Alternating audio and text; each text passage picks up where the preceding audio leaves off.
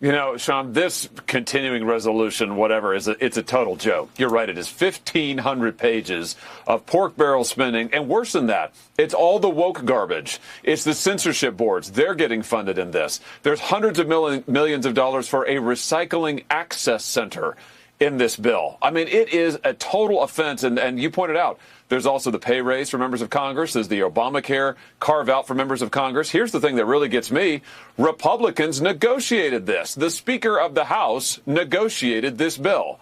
It is a total travesty. A multi-billion-dollar heist.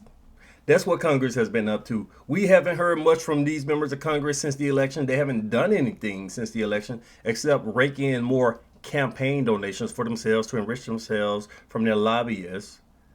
But here they are now, out of the blue, rushing an enormous spending package filled with pork and wasteful spending. We just heard Josh Hawley talk about some of it. But let's get into what the hell is going on here and why Mike Johnson is seemingly folding to the Democrat Party. Thank goodness we got people like Elon Musk, Vivek, Trump, who are here to stop BS like this. So Mike Johnson folded to Hakeem Jeffries, to the Democrat Party, to these leftists who are trying to enrich themselves. We can call this the unit party because that's the main goal of all these congressmen. It seems they go to D.C., they get in office, they get power, and they get filthy rich. $174,000 salary, all of a sudden you're a multimillionaire worth nine figures. But they do this every time. They bundle all these legitimate needs, legitimate spending items like disaster relief, military funding, stuff like that. They put this in the same package with pork, with unnecessary spending. Then they try to guilt trip other lawmakers saying, look, if you don't vote for this bill, you're against farmers, you're against the military, you're against disaster victims. So they're holding people like disaster victims. We got people in North Carolina from this hurricane in tents right now. This uniparty, Mike Johnson and his allies on the Democrat side, who are all trying to get rich off of this, these guys are saying, look, if you are against this package, if you don't vote to give billions of dollars to billionaires, we're going to get into some of that. If you don't vote for that, then you must hate the people living in the tents in North Carolina. You must don't want the troops to get paid. Are you against veteran affairs? It's this BS, man. It's like some type of false choice tactic that they pull. And these other lawmakers, these other congressmen fall for it. Hook, line, and sinker every single time. They are afraid to call a bluff of these individuals. Now, Mike Johnson, he might be in some trouble because Kevin McCarthy was ousted for pulling BS like this, for working with Democrats to run wasteful spending. Now, Mike Johnson tried to defend himself, saying, well, the Democrats have too much power right now, so we just need to negotiate with them for the time being. And then once we get Trump in, once we have a little bit more power, once we have the Senate, then we can push back on them and be frugal, financially, fiscally responsible Republicans. But for now, let's all get rich. Let's talk about some of the stuff in this bill. So this thing is 1,547 pages long. 1,547 pages. And they push it on these congressmen saying, look, you got 3 days to vote on this thing. 1,500 pages. Read it. And if you don't do it, we're going to have a shutdown. We're going to have a shutdown over the Christmas holiday, and you're going to be stuck in D.C. No vacation for you. So say yes to the vote. Don't worry about reading it. Just say yes. We're all going to get rich. We're all going to go on some lavish Christmas vacation. That's the tactic here. So we got censorship boards getting millions and millions of dollars. They're going to allocate more money to censoring free speech online. Something that the Democrats would love to do. We've seen several clips of Kamala Harris talking about it, and other Democrats bitching and crying about the people's ability to talk to each other. Social media, Twitter, stuff like that. People can actually talk to each other about anything in the Democrat Party. They don't like that. So they want to spend millions of dollars to try to crack down on the First Amendment. We heard Josh Hawley talk about this 9-figure recycling center. Who the hell is getting rich off of that? If it's that much money, somebody's getting paid big time. Of course, the healthcare provisions. And then this is the big one. The farms. They always talk about the farms. Oh, don't you know that we need to send money to these poor farmers? They're struggling trying to feed them. It's not like that. We got Tyson Foods. We got Midland. We got other massive multi-billion-dollar corporations. That's where this money is going to. The government is giving subsidies, billions of dollars in subsidies to farming companies, massive corporations, not mom and pop, Mom and pop farmers, little family owned farms, they barely get anything. Most of the funding goes to the top 10% of the people in this industry. And these companies at the top who are receiving these subsidies bring in billions and billions of dollars in revenue. But the way it's framed is, well, we're just helping some family owned farm. When people actually stop to look into what these people are actually saying, you'll see it's corrupt as hell. These farming companies like Cargill, like Tyson, they have lobbyists in DC. They are pushing campaign donations, stuff like that, to make sure that they maximize their profit. These companies, they need this type of money in order to compete on the global stage, the international market, because they're saying, oh, well, other countries are subsidizing their farms, so the U.S. has to do it. Otherwise, food prices spike.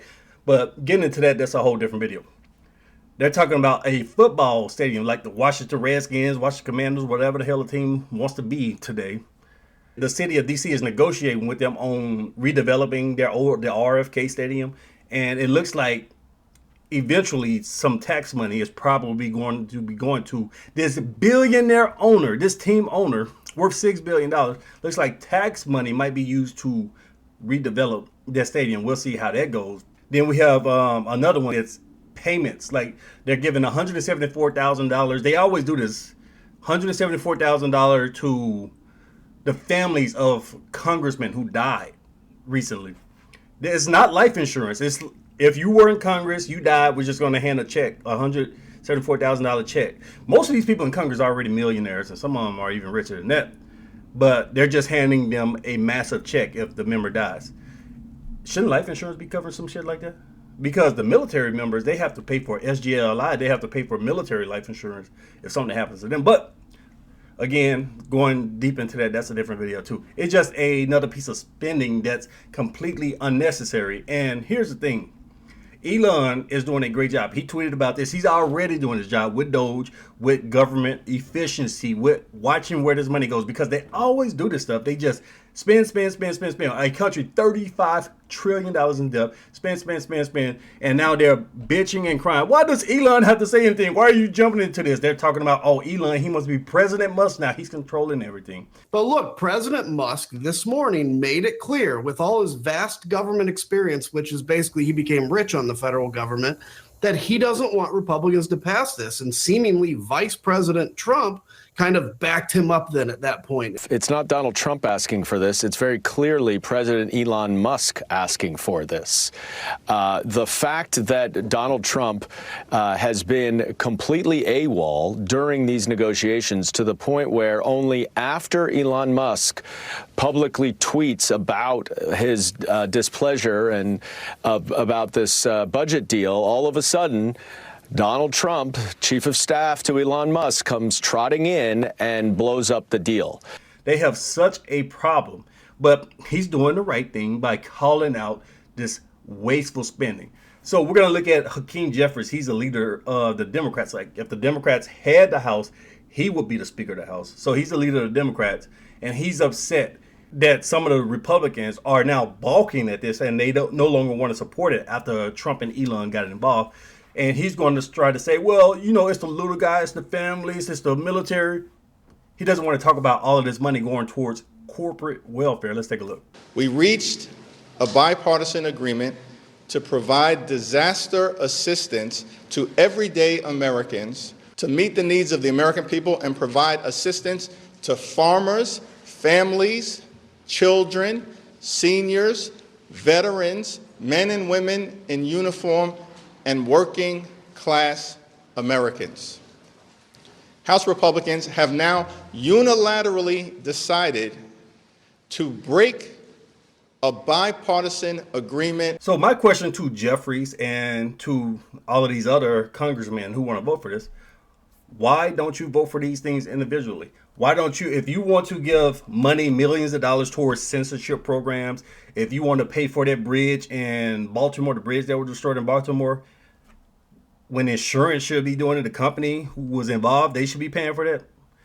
But you want to spend taxpayer money on it? If you want to do all types of stuff like that, why don't you have individual votes for it? Mike Johnson, Speaker of the House, hold individual votes and let's see what happens. But no, they don't want to do that. They don't want to vote for these items individually because they know that most of this pork, this waste, won't pass. And when they just hide it in a bill like that, they don't have to talk about it. So if you're giving billions and billions of dollars to Tyson Foods and these other massive farming corporations who control the vast majority of the farmers, not some family-owned farm, if you want to give corporate welfare to them, hold the individual vote. Let's have a vote. Do we want to give billions of dollars to this company? Hold the vote individually. No, you hide it in this bill because you don't want the public to know that you're even doing it to begin with. And this is the fiscal Republican Speaker of the House. This is what they do in D.C. They go there, they get paid, they get rich, they get corrupt.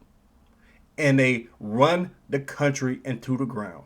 35 trillion in debt. And I don't want to hear a goddamn thing about all of these people who support this bill. I don't want to hear anything from them talking about wasteful spending, talking about, oh, we need to do something about the debt when they're supporting BS like this. So this bill isn't about helping Americans. It's not about all the veterans, all the poor families, the people who were involved in hurricanes. No, it's not about them. It's about protecting the elite. Billionaire farmers, NFL owners, and even these congressmen themselves getting health care benefits, getting a pay raise. They're getting a 3.8% pay raise. They want a 3.8% pay raise. More than what they're giving the seniors, more than what they're giving the veterans. I think the veterans are getting 2.5%. So they're giving themselves a larger pay raise than these people because it's not about the little people. We need leaders like Elon who will stand up to corruption, who's going to demand transparency, and who's going to stop all of this wasteful spending. We need an audit. We need a line item. If you give money even to disaster relief, billions and billions of dollars going towards this, we need to know where every dollar is spent. We need an audit. Line it up. The American people deserve better. So let me know what you guys think about this. Like, share, and subscribe if you want more honest conservative commentary. I'll see you in the next one. Peace.